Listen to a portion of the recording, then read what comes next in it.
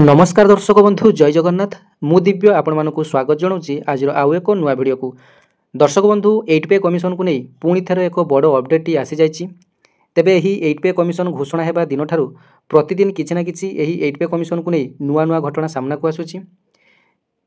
वर्तमान संसद रे अधिवेशन चली तेबे 8 पे कमिशन को नहीं संसद रे चर्चा चली। तेबे सबुठारु गुरुत्वपूर्ण चर्चा हेउछि बेसिक पे किंबा बेसिक पेंशन सहित डीए किंबा डीआर को मिश्रण को नहीं बड़ चर्चा चली। तेबे यह मध्य संसद में सरकार यार प्रति जवाब एवं बड़ घोषणा करिसंती। तेबे आज ये वीडियो माध्यम आपण मानकु डिटेल्स कहबी जे बेसिक पे सहित आपण मानकर डीए एवं डीआर को मर्ज करा जिवना नाही एवं फिटमेंट फैक्टर टी केते रहइबो डिटेल्स आलोचना करिबा। तेबे वीडियोटी शेष पर्यंत देखिए। वीडियोटी भल लागिले गोटे लाइक करिवे एवं अन्य मानकु शेयर करिवे, चैनल को सब्सक्राइब करनेबे। तो संपूर्ण खबरटी आरंभ करिया पूर्वरु एही 8 पे कमिशन उपरे संक्षिप्त विवरणी जानि नियंतु। तेबे सारा देशर कर्मचारी माननक पई 8 पे कमिशन टी लागू करिया पई केंद्र सरकार एक 38 जणिया कमिटी गठन करिसंती।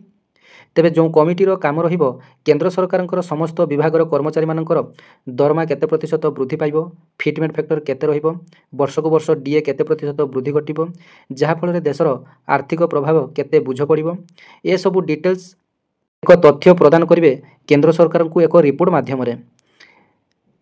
कि 2027 मे रे एही कमिटीर कार्यकालटी पूर्ण हेबो। तापरे सेमाने सरकार को एक चूड़ांत रिपोर्ट प्रदान करिवे राज्यर किंबा देशर समस्त कर्मचारी मानकर फिटमेंट फैक्टर केते रहिबो, 2016 रे सप्तम वेतन कमिशन रे केते प्रतिशत फिटमेंट फैक्टर थिला, 2026 रे लागू हेबा पई जाउथबा अष्टम वेतन कमिशन रे केते प्रतिशत फिटमेंट फैक्टर रहिले ठीक हेबो, देशर अभिवृद्धि बा जीडीपी को लक्ष्य करी 8 पे कमिशन रो फिटमेंट फैक्टर स्थिर करा जिवो। तेबे जदि सप्तम वेतन कमिशन को लक्ष्य करिबा तेबे 2016 जनवरी 1 ठू ए सप्तम वेतन कमिशन टी सारा देश में कार्यकारी होइतिला। सेहीपरि जदि अष्टम वेतन कमिशन को विचार करिबा ताहा मध्य 2026 जनवरी 1 रु पिछला भाव में देशर समस्त केंद्र सरकार कर्मचारी एवं पेंशन भोगी मानक पई लागू हेबो, जहा किछि पिछला भाव में सेमानकर एरियर हिसाब रे सेमानकर वर्धित दरमा एवं वर्धित पेंशन मध्य पाई परिबे। आज जो अष्टम वेतन कमिशन को नहीं जो बड़ अपडेट आसी जानी नियंतु जे अष्टम वेतन कमिशन डीए एवं डीआर उपरे संसद में बड़ घोषणा 1.25 कोटी पेंशन भोगी कर्मचारी सबुठु बड़ टेंशन दूर कले सरकार। तेबे देशव्यापी प्राय 1.25 कोटी पेंशन भोगी कर्मचारी अष्टम वेतन कमिशन को अपेक्षा करिसंती। केंद्र सरकार एही वर्ष प्रारंभ में यह घोषणा करथिले एवं वर्ष शेष होगा पूर्व कमिशन गठन करथिले। सप्तम वेतन कमिशन 10 वर्षर कार्यकाल 2025 रे शेष होगा जाउची एवं कुहा जाउची जे अष्टम वेतन कमिशन वेतन गठन 1 जनवरी 2026 रु गणना करा जिवो। तथापि यार कार्यान्वयन रे अधिक समय लागि पारे। तेबे कमिशन केंद्र सरकार को तांकर सुपारिश दाखल करिवो, जहाँ विचार करिया परे सरकारी कर्मचारी एवं पेंशन भोगी मानकु लाभ देबो। तथापि किछि मास धरी आलोचना चली जे अष्टम वेतन कमिशन महंगा भत्ता को मूल दरमारे मर्ज करा जिवो। अन्य पक्षरे लक्ष लक्ष पेंशन भोगी एवं पेंशन भोगी संघ चिंतित थिले जे यह सेमानकर पेंशन पाई मध्य प्रযোज्य हेबो, अर्थात डीआर बा महंगा भत्ता रिलीफ को मूल पेंशन रे मर्ज करा जिवो। वर्तमान केंद्र सरकार संसद रे एही चिंता को दूर करिसंती। सोमवार संसदर शीतकालीन अधिवेशन आरंभ हेबा मात्रे एही विषय संपर्क में लोकसभा रे अनेक प्रश्न उपस्थापित होइतिला, जहार उत्तर केंद्र अर्थ राष्ट्रमंत्री देइतिले। अर्थ राष्ट्रमंत्रींकर कहवा कथा अनुसार आसंतु केंद्र अर्थ राष्ट्रमंत्री उत्तर शुणिनेबा। केंद्र अर्थ राष्ट्रमंत्री पंकज चौधरी लोकसभा अष्टम वेतन कमिशन सहित जड़ित अनेक प्रश्नर उत्तर देते, जो मूल पेंशन और डीआर संपर्कित प्रश्न सामिल थिला। से स्पष्ट करते जे पेंशन भोगी मानक पई मूल दरमारे डीआर बा महंगा रिलीफ को मिश्रण करिवार कोनोसी प्रस्ताव नाही। यार अर्थ हेउची जे जेपरि महंगा भत्ता डीए सरकारी कर्मचारी मानक पई मूल दरमारे मिश्रण करा जिवो कि नाही, सेहीपरि महंगा रिलीफ डीआर मध्य पेंशन भोगी मानक पई मूल दरमारे मिश्रण करा जिवो नाही।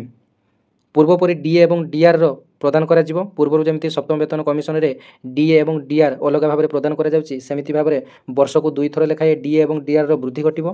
तेबे लोकसभा रे केंद्र मंत्री लिखित उत्तर रे आनुष्ठानिक भाव में स्पष्ट करा जायछि जे केंद्र सरकार सरकारी कर्मचारी एवं पेंशन भोगी मानक पई डीए एवं डीआर उच्छेद करा जिवो नाही। केंद्रीय कर्मचारी माने डीए पाइबा जारी रहिबो एवं पेंशन भोगी माने पूर्वपरि डीआर पाइबे। तेबे ये अष्टम वेतन कमिशन संपर्क में लोकसभा पचरा जाइथिबा प्रश्नर यही प्रसंग उठा जाइतिला जे 30 वर्ष मध्य खुचुरा मुद्रास्फीति यथेष्ट वृद्धि पाइछि, जेतेबेले डीए एवं डीआर सेते वृद्धि पाइ नै, यह कर्मचारी मानक ऊपर आर्थिक चाप वृद्धि करुछि। तेबे केंद्र सरकार यही प्रसंग में अधिक किछि कहि नथिले। କିନ୍ତୁ ସ୍ପଷ୍ଟ କରିଛନ୍ତି ଯେ ଡିଏ ଏବଂ ଡିଆର୍ ମର୍ଜ ପାଇଁ କୌଣସି ବର୍ତ୍ତମାନର ପ୍ରସ୍ତାବ ନାହିଁ। ତେବେ ଏବେ ଆସନ୍ତୁ ଜାଣିବା ମହଙ୍ଗା ଭତ୍ତା କିପରି ନିର୍ଣ୍ଣୟ କରାଯାଏ। ବର୍ଦ୍ଧିତ ମୁଦ୍ରାସ୍ଫୀତିକୁ ବା ମହଙ୍ଗାଇକୁ ଦୃଷ୍ଟିରେ ରଖି କେନ୍ଦ୍ର ସରକାର କେନ୍ଦ୍ରୀୟ କର୍ମଚାରୀମାନଙ୍କ ପାଇଁ ମହଙ୍ଗା ଭତ୍ତା ନିର୍ଣ୍ଣୟ କରନ୍ତି। ମୁଦ୍ରାସ୍ଫୀତିର ପ୍ରଭାବକୁ ହିସାବ କରିବା ପାଇଁ AICPI ସୂଚକାଙ୍କ ଆଧାରରେ ପ୍ରତି 6 ମାସରେ ଡିଏ ହାର ସଂଶୋଧନ କରାଯାଏ। ପେନ୍ସନଭୋଗୀମାନଙ୍କ ପାଇଁ ଡିଆର୍ ନିର୍ଣ୍ଣୟ କରିବା ପାଇଁ ସମାନ ପ୍ରଯୁଜ୍ୟ। ଡିଏ ଏବଂ ଡିଆର୍ର ହାର ସମାନ। ତେବେ ବର୍ତ୍ତମାନ ଡିଆର୍ କ'ଣ?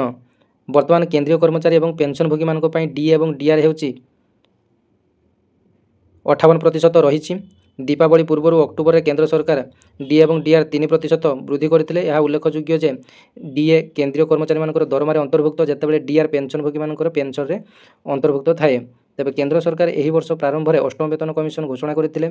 ଯେହେତୁ ଏକ ବେତନ କମିଶନର କାର୍ଯ୍ୟକାଳ 10 ବର୍ଷ ଏବଂ ସପ୍ତମ ବେତନ କମିଶନ ଏହି ବର୍ଷ ଏହାର 10 ବର୍ଷ କାର୍ଯ୍ୟକାଳ ପୂରଣ କରୁଛି, ତେବେ କେନ୍ଦ୍ର ସରକାର ଅଷ୍ଟମ ବେତନ କମିଶନ ଘୋଷଣା କରିଛନ୍ତି, ଯାହା ବର୍ତ୍ତମାନରେ ଗଠିତ ହୋଇଛି।